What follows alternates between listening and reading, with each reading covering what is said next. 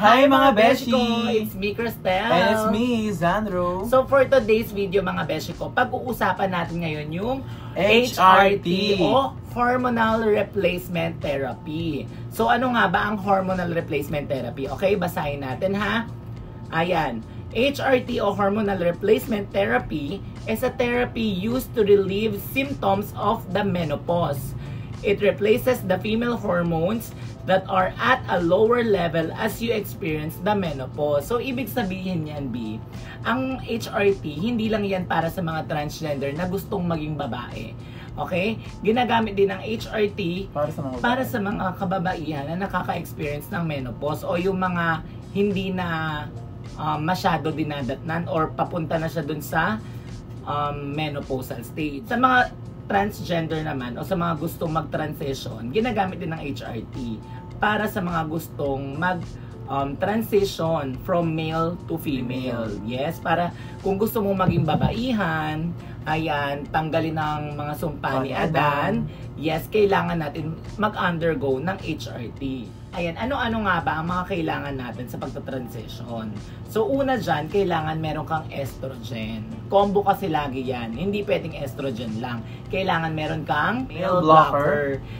Pag-usapan naman natin ngayon ang estrogen. Ano-ano nga ba ang mga available na estrogen dito sa Pilipinas? Meron kasi tayong tinatawag na bioidentical estrogen. At ano-ano nga ba ang mga example nun, B? Ayan, meron tayo dyan Progenova, Estrofem. Yan, dalawang yan nga po pala guys, ang ating bioidentical. Yes, mga beshi ko, pag sinabing bioidentical, ibig sabihin, kamukhang kamukha o kaparehong-kapareho sila ng estrogen ng isang totoong babae. Okay? Yes. Para sa mga nagba-budget friendly natin, mga kasisi, ano bang pwede natin ma-recommend sa kanila? Ayan, meron din tayo dyan, Dayan. Yes, ito nga pala. Yan si Dayan, mga beshi ko. Ayan, actually, si Dayan nga pala, ginagamit talaga yan for contraceptive, di ba? Yes. Ng mga kababaihan. Pero, nakasanayan na rin kasi ng mga trans na ginagamit na rin ng Dayan for HRT.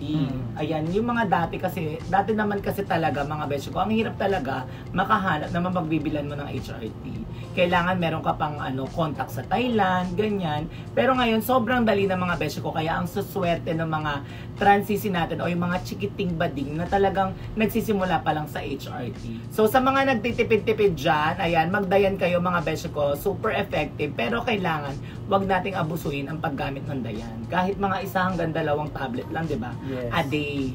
Ayan, tapos ayan, pag natapos nila yung 2 taon, ganyan, pwede na sila mag-swap. Oh, mag-switch. Mag-switch. Ayan, pwede na sila mag-switch. Ano, cellphone? Ayan, pwede na pala kayo mag-switch. Yes, mag-switch sa ibang product na mas safe, di ba? Ayan, sa mga budget friendly lang mga beshi ko, ito, sa mga nagsisimula pa lang, pwede naman to. Huwag lang aabusuin. Okay, next naman natin. Ayan, after naman ng estrogen, pag-usapan natin yung hindi maka-move on. Charot. Ayan, pag-usapan naman natin ang male blocker. Ano-ano ang mga available na male blocker sa atin? B. Sa pagdating naman po sa male blocker, meron po tayo diyang Cyterone, saka Androcur. Ayan, sa Androcur po, meron tayo dyan 50 mg at saka 100 mg. At sa mga may mga budget dyan, meron tayong pang malakasan saka yung premium natin. Ayan, meron tayo dyan Blocker. Yes, si Blocker. Ay, may nakalimutan ka. Si Hiles. Ayun, si Hiles pala. Ayan, nakalimutan natin siya. Sa mga nagbabudget naman po, mag-Hiles kayo mga beshi ko kasi medyo affordable po talaga si Hiles. Sa ano naman, sa Androcur, meron po tayong 50 mg at meron din tayong 100 mg. Yes.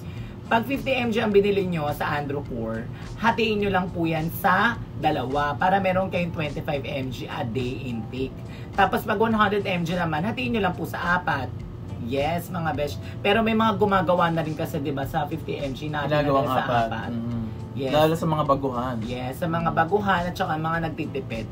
Ayan, sa Cyterone naman po, 50 mg po yan. Kaya pwede nyo rin hatiin yan, depende sa inyo, sa 2 o sa 4. Ayan, yung Hiles po, mga beshi ko hindi po yan hinahati. 100 mg diretso po yan. At saka guys, sa Hiles pala may mga bawal tayong kainin dyan ha. Yes, medyo may mga bawal-bawal. I-search nyo na lang po, no? Explain lang natin kung ano bang ginagawa ng male blocker sa katawan. Okay.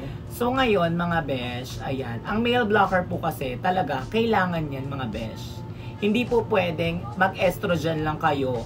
Kailangan may combo yan na male blocker kasi combo talaga yan, besh ko. 2 yan.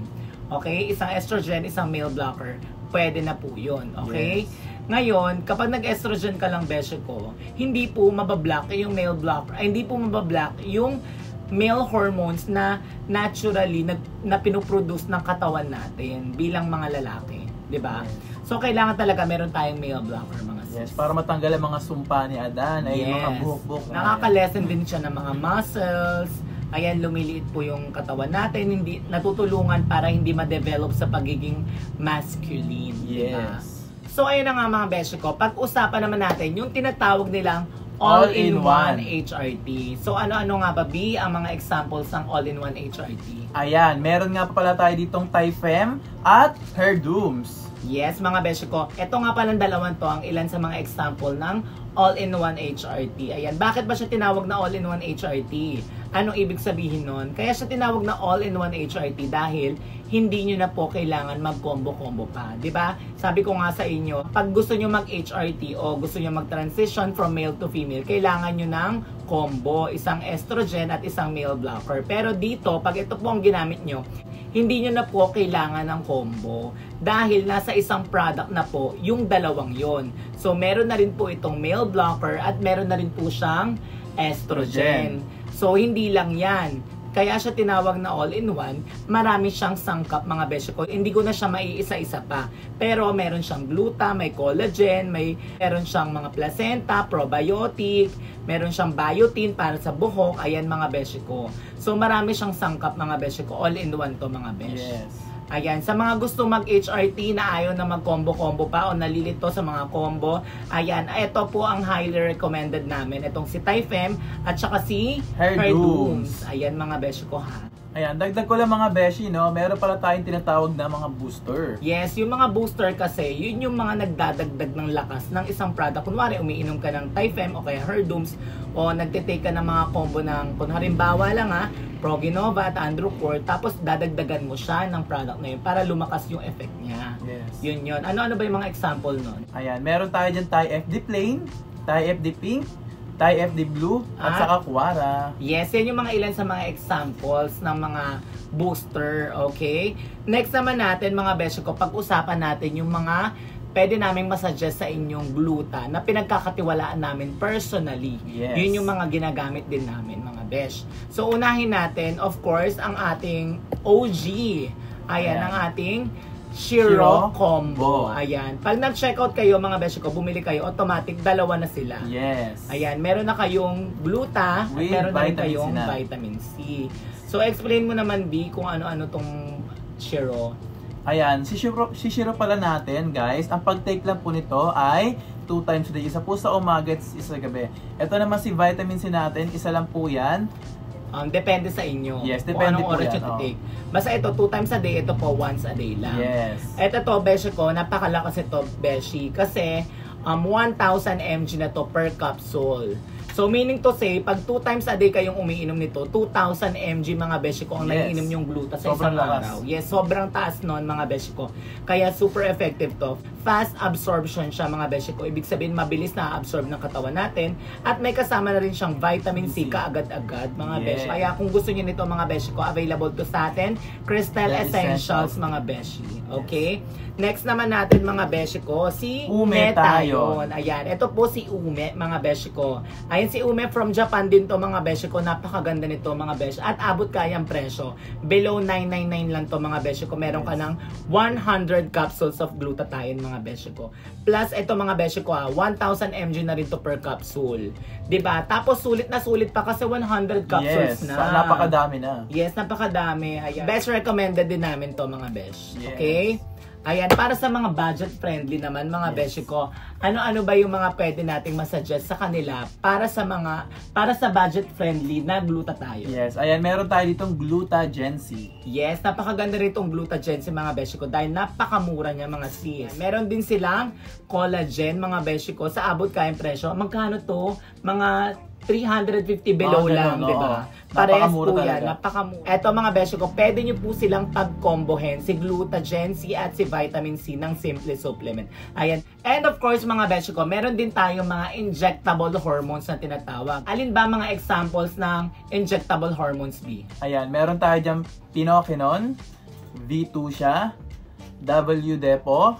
Progainon Brown. Progainon Japan. Yes. At meron din tayong Yellow 2 siya. Yes. Ayun yung mga ilan sa mga examples nun, mga beshi ko. So, isa-isahin natin ngayon kung tuwing kailan sila tinatarak. Unahin natin si Phenokenon. Ayan, si Phenokenon, mga beshi ko, every 7 days po yung tarak niyan. Tapos si V2 siya, every 10 to 15 days. Ayan, si Proginova, Japan, or si Brown, si Thailand, tuwing every 10 days. Ayan. Tapos sino pa ba? Si Yellow 2 siya, ganun din mga beshi ko, pwedeng 7 to 10 days. Ayan. Yan po meron pa, si W. Si W nga pala mga beshi ko, every 1 month. Yes. Ayan. Once a month lang ang tarak niyan mga beshi ko. Okay? Ayan, so ayan mga beshi, hindi namin sila maiisa-isa pa. Ayan, meron tayo dyan mga iba pang products. Ayan, meron tayo dyan Ishin.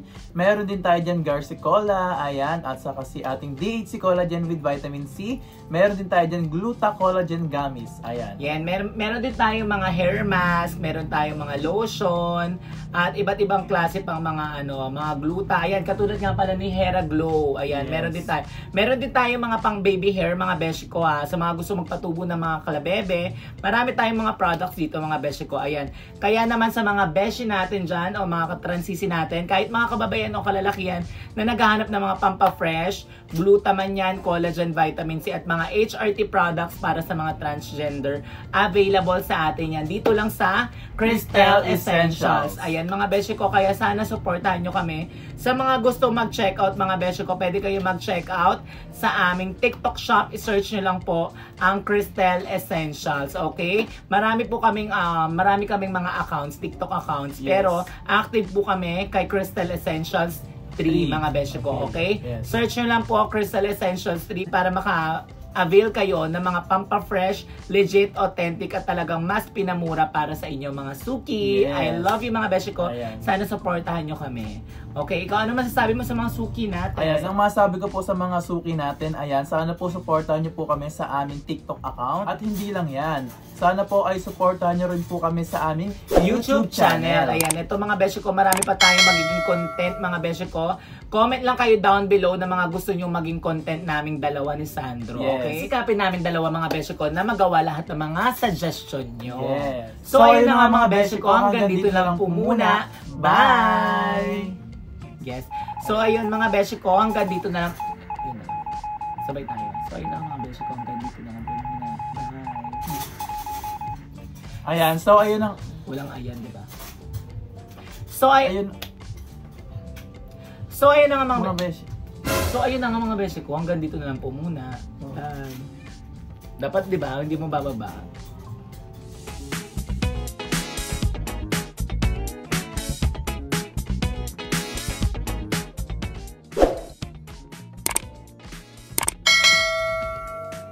Thank you for watching. Subscribe now.